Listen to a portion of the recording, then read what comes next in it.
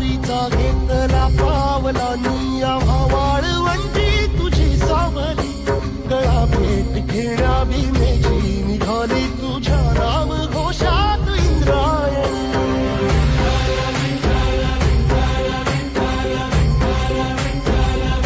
भिडे आसमंती ध्वजा वैष्णवांची उभी पंढरी आज नारावली तुझे नाव ओठी तुझे रूप ध्यानी जीवाला तुझी आस गा लागली